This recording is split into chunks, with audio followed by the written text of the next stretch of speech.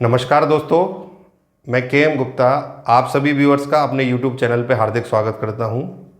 दोस्तों, आज के इस वीडियो से हम ग्रामर का एक बहुत ही इंटरेस्टिंग चैप्टर शुरू करने जा रहे हैं और ये चैप्टर मैं आप सभी व्यूअर्स की डिमांड पे शुरू कर रहा हूं। हमारे कई व्यूअर्स ने पिछले वीडियोस के कमेंट में हमसे डिमांड की थी कि हमें आर्टिकल्स चैप्टर आपके माध्यम से पढ़ना है। अब चूँकि मैं एक उद्देश्य लेके चल रहा हूँ आप सभी के लिए, यहाँ पे ग्रामर से जुड़े हुए डिफरेंट फैक्ट्स को डिलीवर करने का, तो वो धीरे धीरे आगे बढ़ रहा है क्योंकि मैं आपको वो फैक्ट्स डिलीवर कर रहा हूँ जो जनरली आपको इस ज़रिए से उपलब्ध नहीं होंगे, बहुत कम उपलब्ध होते हैं, पर मैं आपको वो चीज़ें डिलीवर कर रहा हूँ जिससे आप अपना फ्यूचर सिक्योर कर सकें।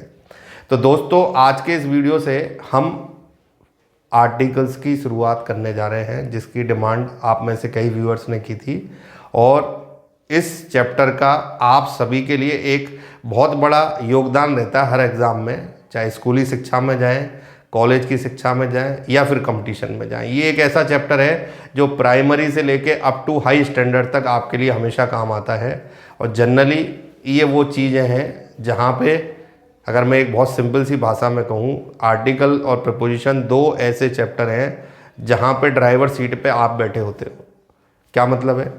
मान लो आप कोई 4 व्हीलर चलाना चाहते हो तो आप उसके लिए ड्राइविंग सीखोगे, ड्राइविंग स्कूल का ड्राइवर आके आपको सारी स्किल्स बता देगा, सारे तरीके बता देगा, पर जब आप खुद बैठोगे तो प्रैक्टिकली एक एक चीज़ का अनुभव करते हो। सेम कहानी है कि कोई किताब और टीचर आपको सारे मेथड एक्सप्लेन कर देगी आर्टिकल और प्रपोजिशन में, पर इनकी शुद्धता जो है वो आप ही के ऊपर, प्योरिटी जो है वो आप ही के ऊपर निर्भर करती है कि आपका ब्रेन उस समय क्या डिसीजन ले पाता है, वो नियम के अकॉर्डिंग है या नहीं है। ये सबसे बड़ी चीज़ है। इसी के कारण ये दो चैप्टर आसान होते हुए भी बहुत जटिल हैं और हम जिंदगी में इनको कई बार पढ़ भी लेते हैं ना, तो उसके बावजूद भी हम कुछ नहीं कर पाते। वो चीज़ हम यहाँ पे एलिमिनेट करने की कोशिश करेंगे आप लोगों के लिए। वीडियो शुरू करने से पहले कहूँगा दोस्तों, अगर आपको वीडियो पसंद आता है तो इसे लाइक ज़रूर करें। आप जितना हो सके इसे शेयर करें अपने दोस्तों और रिलेटिव्स के साथ, जिससे ज़रूरतमंद लोग इसका फ़ायदा उठा सकें। और अगर आपने अब तक ये चैनल सब्सक्राइब नहीं किया है तो जल्दी से जल्दी ये सब्सक्राइब करें, जिससे आप हमारी क्लासेस के हर वीडियो को समय पर देखते रहें। तो दोस्तों, अब समय बर्बाद ना करते हुए आपको आगे ले चलते हैं इस चैप्टर की शुरुआत में। सबसे पहले मैं आपको इसकी डेफिनेशन थोड़ी सी क्लियर कर दूँ कि what is articles and what is the necessity of articles. Articles एक ऐसे वर्ड हैं जिनको अंग्रेजी की भाषा में डिटर्मिनर भी माना गया है, एडजेक्टिव का भी एक फॉर्म होते हैं ये। आर्टिकल्स का उपयोग वाक्य में नाउन से पहले, ये तो पहली चीज़ आप दिमाग में क्लियर कर लें कि इनका यूज़ हमेशा नाउन से पहले होता है। उनकी संख्या एवं प्रकृति को निर्धारित है, उनका नंबर और नेचर डिफाइन करने के लिए, नाउन का नंबर और नेचर डिफाइन करने के लिए आर्टिकल्स का उपयोग किया जाता है। आगे हम लिख रहे हैं, इन्हें हम ए, एन एवं दा के नाम से जानते हैं तथा जिस नाउन के साथ हमें आर्टिकल का उपयोग करना हो वो हम निर्धारित करते हैं कि ए और एन लगाना है या द लगाना है। कई ऐसी भी नाउन होती है जहाँ आर्टिकल का उपयोग संभव नहीं है, जो मैंने आगे लिखा है। जिस नाउन के साथ आर्टिकल्स का उपयोग संभव नहीं है उन्हें हम निल आर्टिकल की अवस्था कहते हैं तथा इसे हम किसके द्वारा व्यक्त करते हैं? क्रॉस के द्वारा। तो इस चैप्टर में जो सबसे बड़ी चीज़ है वो आर्टिकल को समझना। तो इसको डेफिनेशन से तो मैंने क्लियर कर दिया। चैप्टर शुरू करने से पहले एक जो सबसे बड़ी चीज़ हुई वो ये हुई कि हमने आर्टिकल का ग्रुप डिफाइंड किया। हम ए और एन को एक ग्रुप में रखेंगे, दा को एक ग्रुप में रखेंगे और निल आर्टिकल का ग्रुप हमारा अलग होगा। तो हम 3 अलग अलग अवस्थाएं आपको क्लासों में पढ़ाएंगे, ए और एन का इस्तेमाल करना, दा का इस्तेमाल करना और ऐसी कुछ अवस्थाएं बताना जहाँ पे हम आर्टिकल का इस्तेमाल नहीं करते हैं। इस चैप्टर को शुरू करने से पहले जो मैं अपनी क्लासेस में भी अपने स्टूडेंट से कहता हूँ, अपनी ऑफलाइन क्लासेस में, और बहुत सारे स्टूडेंटों को ये चीज़ हमने पढ़ाई है कि 2 बातों का ध्यान रखना। आर्टिकल में जो सबसे बड़ी गलती स्टूडेंट करते हैं वो मैं आपको बता रहा हूँ, रूल्ड आउट कैसे कर सकते हैं। तो जो सबसे बड़ी चीज़ है वो यही है यहाँ पे कि आर्टिकल में महत्वपूर्ण जो सबसे पहला पॉइंट है कि हमारे नियम कम से कम होने चाहिए। आपको ड्राइविंग स्कूल वाला अगर यू टर्न लेने के लिए 10 तरीके बता देगा या ब्रेकिंग के लिए 10 तरीके बता देगा तो आप एक्सीडेंट कर दोगे, क्योंकि आपका माइंड क्लियर नहीं होगा। अगर आपको एक ही तरीका बताएगा तो आप उसी को फॉलो करोगे और स्मूथली करोगे। तो आर्टिकल प्रपोजिशन की सबसे बड़ी दिक्कत, पहले मैं आर्टिकल पढ़ा रहा हूँ तो इसी पे बात करूँ, सबसे बड़ी दिक्कत है नंबर ऑफ रूल्स। आप कोई किताब उठा के देख लो या कोई टीचर के नोट्स उठा के देख लो, हालत यह है कि ए और एन के लिए 10-10, 20-20 नियम बता दिए, दा के लिए 25-30 नियम बता दिए, नील आर्टिकल के बहुत सारे पॉइंट बता दिए। तो बच्चे की कॉपी भर जाती है, किताब भर जाती है, पर उसके दिमाग में क्लियर नहीं हो पाता एक सिंगल रूल। मैं तो बिल्कुल स्ट्रेट फॉरवर्ड बात करूँगा, मैं दिमाग में कोई किंतु परंतु वाला तत्व, क्योंकि मैं बच्चों को वो नॉलेज देता हूँ जो उनका माइंड क्लियर करे, माइंड को कन्फ्यूज़न में डाल दे। मेरा एक स्टूडेंट एक बार क्लास में बोलता है कि सर हम एक ऐसे टीचर के नोट्स लेके बैठे जहाँ 200 रूल्स हमें आर्टिकल के लिए लिखा दिए गए। अब आप खुद सोच लें, जब 200 रूल लेके आप इतना भारी भरकम दिमाग पे प्रेशर डाल के चलोगे तो आर्टिकल कभी स्मूथली इम्प्लीमेंट ही नहीं हो पाएगा। तो मैं ज़्यादा गहराई में नहीं जाता हूँ, मैं सिर्फ एक लाइन से, एक छोटी सी लाइन से आपको ए और एन का उपयोग करने का तरीका यहाँ बता दूंगा कि हाउ वी कैन यूज़ ए और एन। ए और एन का इस्तेमाल कैसे करते हैं। 3 से 4 बिंदु केवल हम लेंगे, किसके लिए, दा के लिए। ऐसे ही कुछ सामान्य अवस्थाएं 3 से 4 जो हम अध्ययन करेंगे वो किसके लिए, नील आर्टिकल। अगर मैं कहूँ तो सिंपल 8-9 पॉइंट में हम ये पूरा चैप्टर ऐसे कवर कर देंगे कि आपको ज़िंदगी में किसी भी क्लासेस में, चाहे वो स्कूल ही हो, कॉलेज की हो, या किसी भी बड़े से बड़े कंपटीशन की क्लास हो, वहाँ दिक्कत नहीं आएगी। तो सबसे पहला मेरा पॉइंट जो है आर्टिकल को पढ़ने से पहले वो ये है कि आपके जो रूल हैं वो मिनिमम रखते हैं आपको, कम से कम, जिससे माइंड क्रिस्टल क्लियर रहे। दूसरी चीज़ जो सबसे बड़ी भूल करते हो आप लोग, ज़्यादातर बच्चे आर्टिकल को कॉपीराइट की तरह यूज़ करते हैं। जैसे दिमाग में एक बार फिक्स कर लिया, कहीं किताब में पढ़ लिया कि मैन से पहले ए आएगा, तो ज़िंदगी भर कॉपीराइट फिक्स हो गया मैन का कि इसके साथ ए ही लगेगा। ये सबसे बड़ी गलती है जो हर स्टूडेंट करता है आर्टिकल्स के अंदर। मैं आपको एक बहुत बड़ी चीज़ कह रहा हूँ कि आर्टिकल में आप किसी भी नाउन के पहले तीनों फैक्टर यूज़ कर सकते हैं अगर कोई परिस्थिति बने। मतलब मैं अगर चाहूँ तो इस नाउन के साथ ये भी लगा सकता हूँ, ये भी और ये भी। तो मेरा कहने का मतलब है ए और एन के ग्रुप में से भी एक आर्टिकल आ सकता है, दा भी आ सकता है और क्रॉस भी आ सकता है।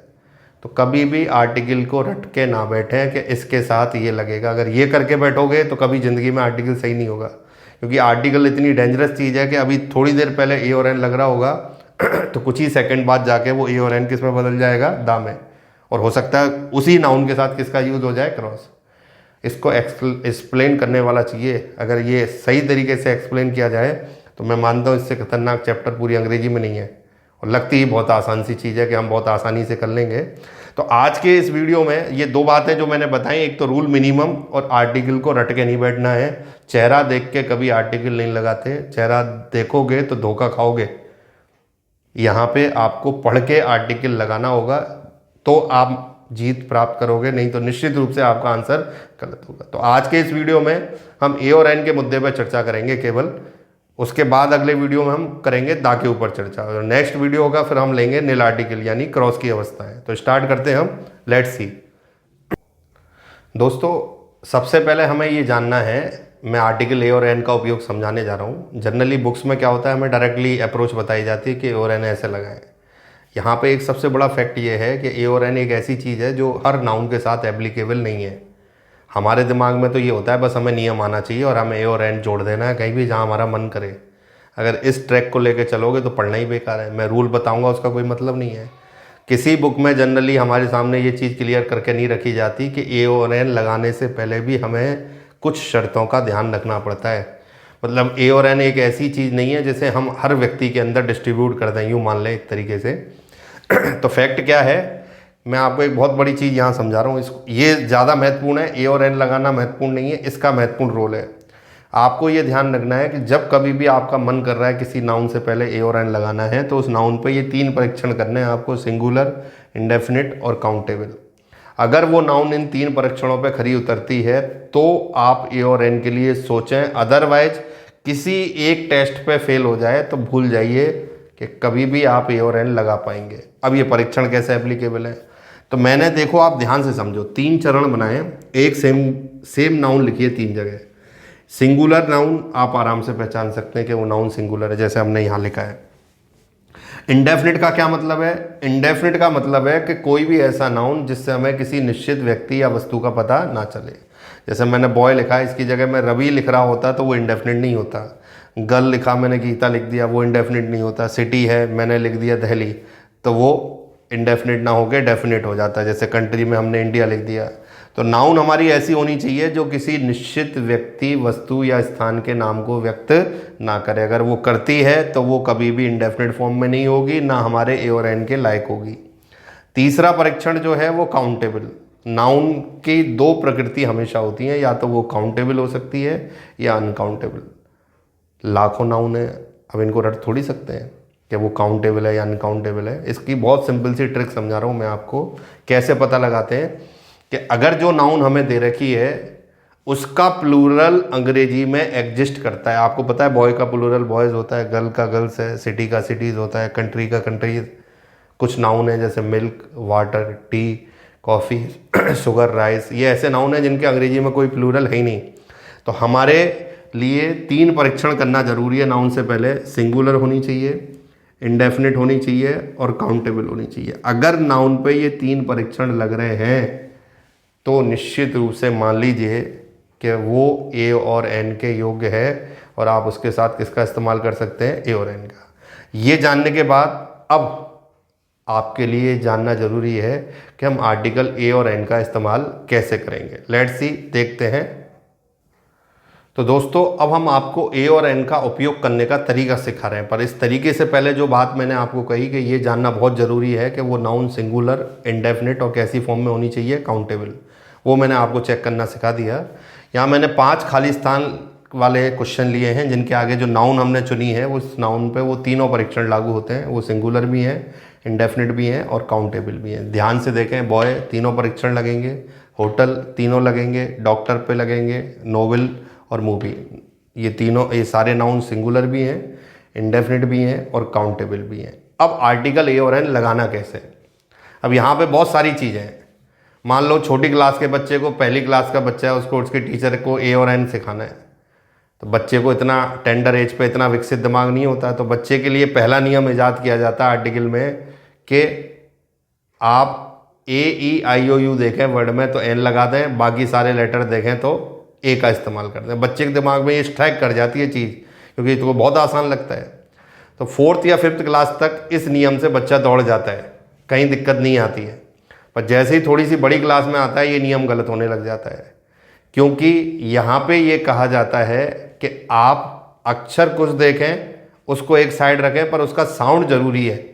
आपको साउंड के हिसाब से आर्टिकल लगाना है। तो यही चीज़ मैं यहाँ पे आपको डिलीवर करने जा रहा हूँ कि आप अक्षर को मत देखिए। अक्षर तो हो सकता है ई नज़र आ रहा है, पर उसका जो वाक्य में साउंड है वो डिफरेंट हो सकता है। हम साउंड के हिसाब से आर्टिकल लगाएंगे।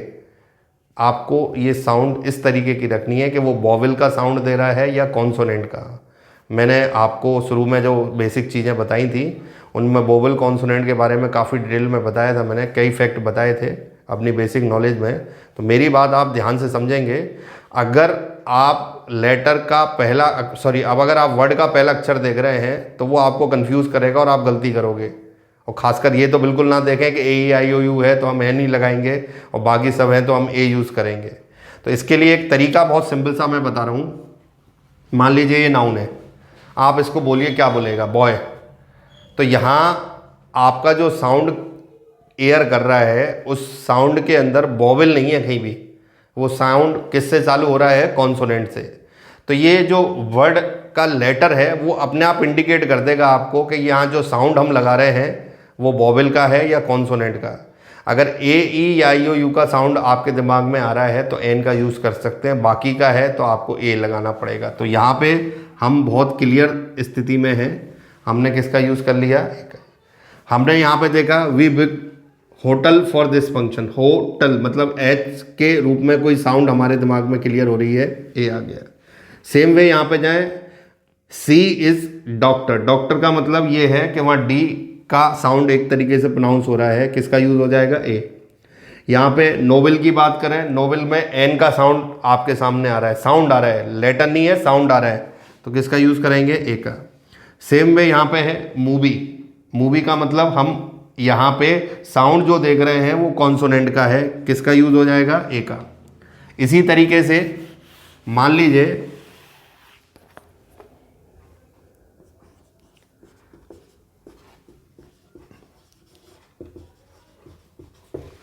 हमने ये लिखा, यहाँ पे अगर हम ध्यान से देखें तो ये ई का साउंड यानी वॉवेल का साउंड क्रिएट कर रहा है इंजीनियर, तो इस तरीके से यहाँ पे हम किसका इस्तेमाल कर देंगे, एन का। तो डिफ्रेंशिएट करने के लिए चीज़ों को, मान लीजिए मैं आपको एक डिफ्रेंशिएट करके एग्जांपल दिखाता हूँ, आप क्या गलती कर सकते हैं।